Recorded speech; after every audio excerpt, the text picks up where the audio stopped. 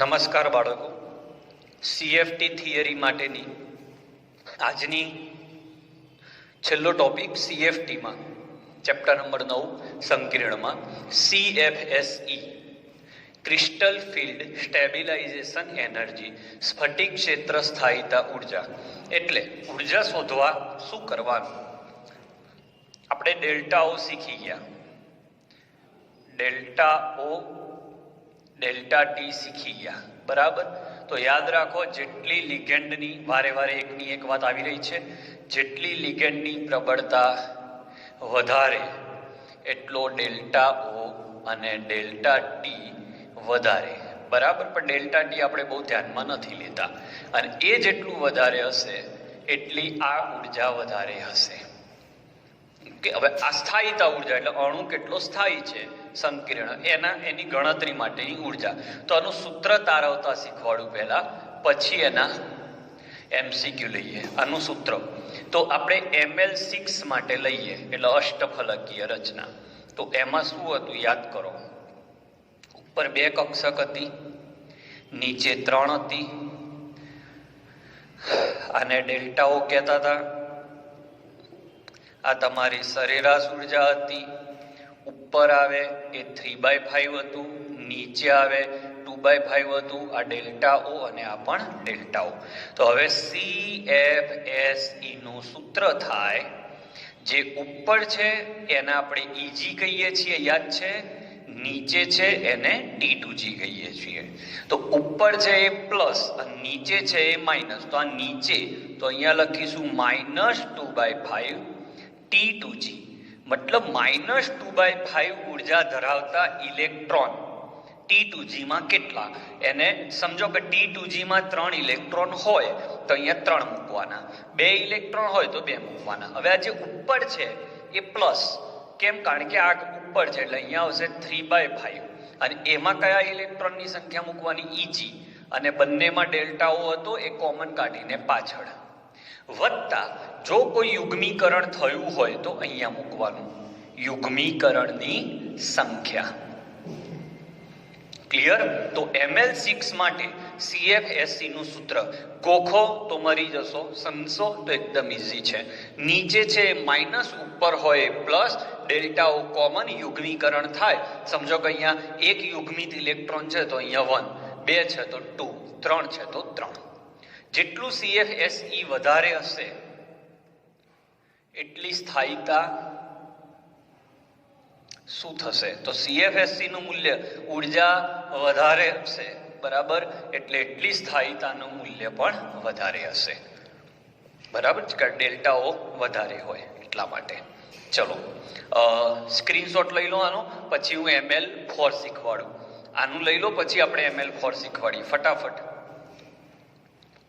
ચલો હવે આપણે લઈએ ML4. જોજો એનું સૂત્ર.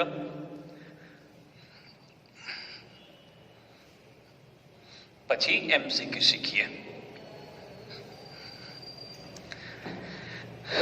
તો ML4 તો એની અંદર 3 ઉપર હતા જેને T કહેતા હતા, સોરી T2 કહેતા હતા, અને નીચે 2 જેને આપણે E કહેતા હતા, આને કહેતા હતા ડેલ્ટા ટી.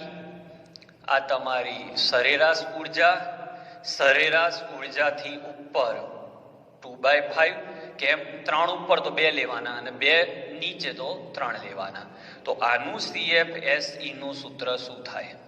તો અહીંયા નીચે -3/5, નીચે હોય માઇનસ, અને એમાં ઇલેક્ટ્રોનની સંખ્યા ઈમાં જેટલા ઇલેક્ટ્રોન ભરાય એટલા, વત્તા ઉપર ગયું 2/5 T2 ઇન્ટુ ડેલ્ટા ટી. આમાં યુગ્મીકરણ થવાની શક્યતા નથી હોતી 5 ઇલેક્ટ્રોન સુધી, એટલે આમાં લેવાતા નથી. તો સૂત્રો ગોખ્યા વગર આપણને આવડી ગયા. હવે MCQ સ્ટાર્ટ કરું. સ્ક્રીનશોટ લઈ લો આનો પણ. ઓકે, હવે MCQ એટલે તમને સમજવામાં સરળતા રહે. આખા પ્રશ્નો નહીં લખું, તમને ખબર પડી જાય એટલું લખી દઈશ. MCQ નંબર 1, D6 ઇલેક્ટ્રોન રચના ધરાવતા અષ્ટફલકીય સંકીર્ણના પ્રબળ લિગેન્ડ ક્ષેત્રમાં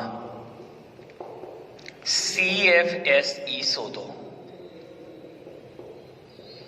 ઓકે, ચલો. D6 ઇલેક્ટ્રોન રચના અષ્ટફલકીય સંકીર્ણ.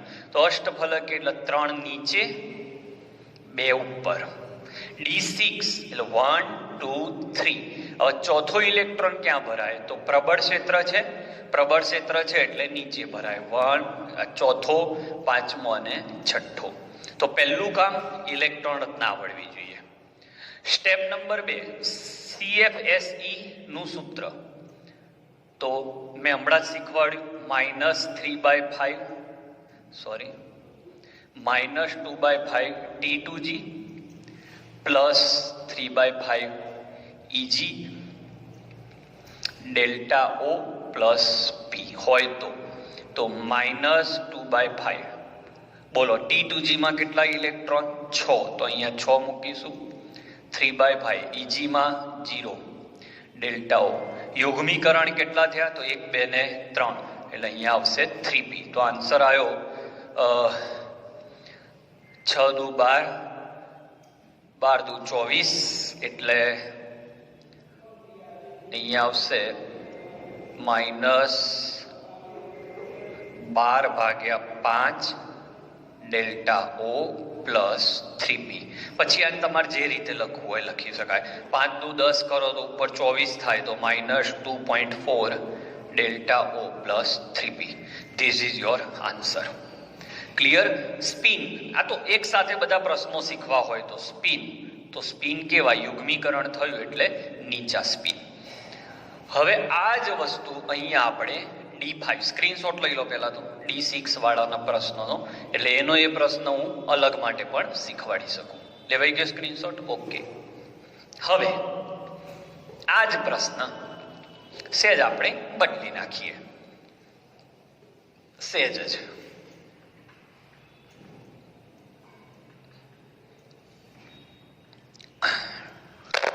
D5 અને નિર્બળ. તો કેવી રીતે આ પ્રશ્ન સોલ્વ કરવાનો? તો પહેલામાં પહેલું તો આ જ જોવાનું, અષ્ટફલકીય એટલે 3 નીચે અને 2 ઉપર. D5 ઓકે, અને નિર્બળ એટલે 1 2 3. નિર્બળ હોય એટલે એ ઉપર જાય. નિર્બળમાં ક્ષેત્ર વિભાજન ઓછું હોય એટલે ઇલેક્ટ્રોન કૂદકો મારે, એટલે 4 and 5. આ T2G, આ EG. આ બે આમાં મૂકો કિંમત તો -2/5. T2G માં ઇલેક્ટ્રોનની સંખ્યા 3 પ્લસ 3/5. EG ની અંદર ઇલેક્ટ્રોનની સંખ્યા 2 ડેલ્ટા O, અને યુગ્મીકરણ એકેમાં થયું નથી. ના થયું જ નહીં લખવાનું. તો આનો આન્સર આવશે -6/5. આનો થશે +6/5 ડેલ્ટા O, એટલે આનો જવાબ આવ્યો 0. ઓકે, આ રીતે શોધવાનું. હવે આનો આ જ પ્રશ્ન તમે અહીંયા D4 કરી દો તો EG માં 2 ની જગ્યાએ 1 થઈ જાય. હવે અહીંયા ફરીથી બદલી નાખું, D4 પ્રબળ કરી દઉં. બરાબર? સ્ક્રીનશોટ તમારી રીતે લેતા જજો, હું ભૂલી જાઉં તો. અહીંયા D4 કરી દઉં અને પાછું અહીંયા પ્રબળ કરી દઉં. ઓકે, તો D4 અને પ્રબળ. તો શું કરવાનું? તો D4 એટલે આ ચોથો ઇલેક્ટ્રોન આવશે, એટલે અહીંયા થશે -2/5. T2G માં 4 ઇલેક્ટ્રોન, EG માં 0 ઇલેક્ટ્રોન, ડેલ્ટા O, અને યુગ્મીકરણ એકવાર થયું એટલે અહીંયા P. બોલો, ક્લિયર? તો આ રીતે પ્રશ્નો સોલ્વ કરવાના છે. નિર્બળ હોય તો ઇલેક્ટ્રોન ઉપર, પ્રબળ હોય તો ઇલેક્ટ્રોન નીચે. પ્રબળમાં સ્પિન નીચા આવે, નિર્બળમાં સ્પિન ઊંચા આવે. ઓકે, ચલો. હવે આ જ પ્રશ્ન બીજી રીતે.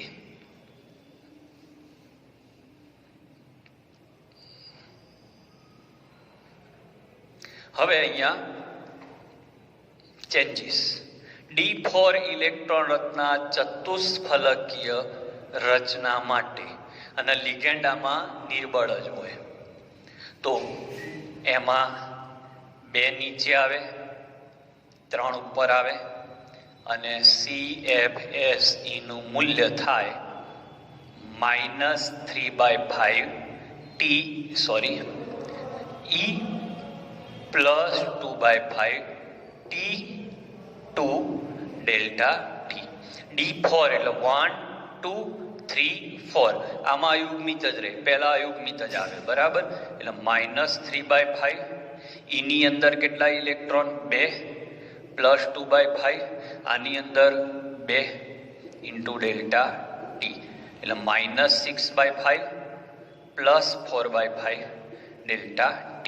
આગળ સોલ્વ તમારે કરવાનું, બરાબર, પ્રેક્ટિસ માટે છે. હવે આ જ વસ્તુ અહીંયા D5 કરીને તમે સોલ્વ કરજો તો જવાબ 0 આવી જશે, બરાબર. ચલો બીજો એક 2 MCQ શીખીએ.